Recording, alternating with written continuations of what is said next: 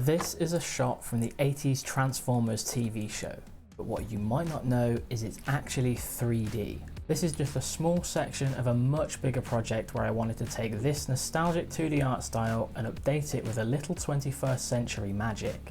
But things can go wrong very quickly, and to avoid being hated by every Transformers fan forever, I needed to do three things. Match the hand-drawn style of the show, make the animation look as close to 2D as possible, and most importantly, make a killer transformation. There's so much to cover in this project, and to understand why, let's go back to Optimus Prime. Follow me, Autobots.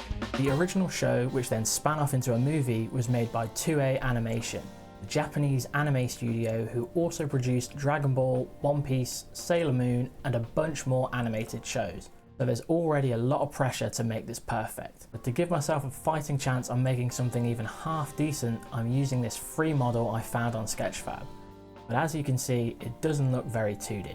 The first thing I can do is simplify the texture. There's way too much detail for the look we're going for, and if we take a look back at the reference, there's not that much detail in the main body of Optimus. This is because traditionally, animators would be drawing every single frame by hand, and more detail costs more time, and more time costs more money.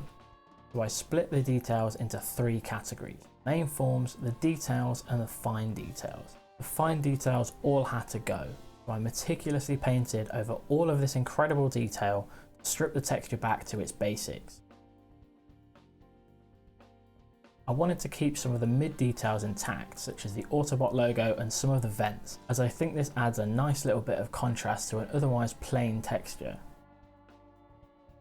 As I continued painting on the model, I could kind of see I was getting there, but it started to look really flat. That's where we can use something called cell shading, technique using 2D animation to simplify light and shadow and add more depth into the scene. In Blender, I can create a simple setup that takes in the diffuse texture map and adds a darker tone into the areas of shadow. This shader is also affected by the direction, intensity, and position of any light in the scene, making it really easy to craft the right look. There's one last thing I can do to really make this 3D object look 2D, and that's to add in some thick outlines across all of the edges of the model. Now there are many ways you can do this in Blender, but the way I find the most versatile is by using Grease Pencil and adding in the Line Art modifier. I'll keep the settings fairly standard and thicken up the outlines just a touch. One last thing to do is to fix those windows with a nice Toon Glass shader, and with it starting to look a lot more 2D, it's time to move on to the next step, rigging.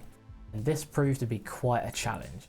Not only did I need to perfectly align the bones to the joints in the geometry, I also needed to add separate bones for all the little movable pieces on his body and work out a way how this would all work together to create a transforming animation. And that's not even mentioning all the problems with weight painting hard surface models. So here's a few tricks I picked up along the way. Centering the 3D cursor around an object and then creating or snapping bones to it is the perfect way to align bones. And when it comes to skinning, if you scale your mesh down by individual origins, scale it really small, then skin the mesh and scale it back up again, your model should be pretty well weighted. No more weirdness. The rig itself is pretty simple, but to make it even easier to animate, I wanted to make sure that all the limbs have both FK and IK controls to really fine tune that transformation. With two of the main steps out of the way, it's time to move on to the third, animation. And that was the easy bit, right? Well, not quite. Old school cartoons have a very specific way of moving, and it's not as fluid as new 3D animation. Hand-drawn animation was usually drawn on twos, which means one drawing is held for 2 frames. So instead of drawing 24 frames for 1 second of animation, you only have to draw 12. But to translate this to 3D, instead of having movement on every frame, we need to tell Blender to hold the pose for 2 frames, giving us the effect of animating on twos. This takes an animation from looking like this something like this. Animating on twos isn't a new concept in 3D, and it's exactly how animators on films such as Into the Spider-Verse, The Bad Guys, and Puss in Boots emulated this 2D style perfectly. With that in mind, I started blocking out the main poses for the transformation. I watched a ton of G1 transformation videos, from the TV shows, the movies, and toys, pretty much everything, except this. What is that? Oh my God! What is that? And they all had pretty much the same thing in common. The arms go backwards to the base of the cabin while the legs flip around to form the truck wheels. However, I wanted to make something really interesting and not just cop out and make something like this. So when I'm making these poses, I'm trying to figure out how each pose connects to the next, and how Optimus can use his momentum to swing his massive limbs into the next position they need to go in. When I was happy with the basic block out, it was time to go back in and add a few more frames, all while trying to keep the timing on 2s. These extra frames will add a lot more context to the action and fill in gaps to enhance the timing of the animation, and you should already be able to see the difference with this one. The last part was adding in the small details, like the wheels, wipers, and all the little touches that I could do in a few minutes in 3D that would have taken ages to animate in 2D. Now I've got the animation on 2s, there's one more thing that most people completely forget about when trying to animate in a 2D style. That's the camera. In 2D, the camera barely moves, and if it does, more often than not, they're just slow moving pans or zooms. I experimented with a few different shot styles and eventually settled on this slow zoom out. Adding subtle movements like this to the camera will really make it seem like this shot was animated in 2D. We're so close to the finish line now, there's just one more bit of polish that we can add to really sell this shot. While I've been analysing these clips, there's 3 things that they all have in common: aspect ratio, noise and grain, and aliasing. All the cartoons are normally animated with an aspect ratio of 4:3, which was the standard for TVs at the time. This is why you sometimes see black bars on the sides of old TV shows when they're being shown on most modern TVs. This can easily be changed in the camera settings in Blender, something I really wish I'd thought of sooner, because as it turns out, the animation doesn't fit in the frame anymore, which unfortunately meant I had to go back and change some of the animation.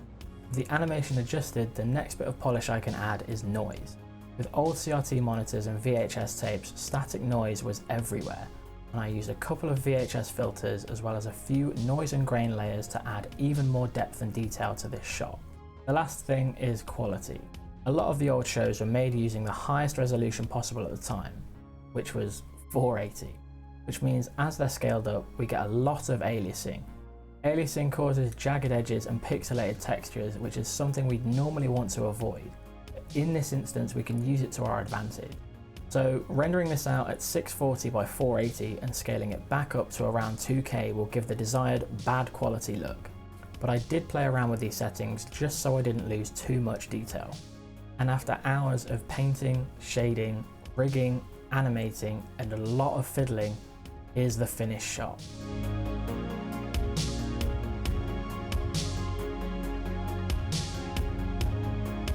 All of this work would absolutely not be possible without the use of Blender. And to learn how you can create more animations like this, check out this video here.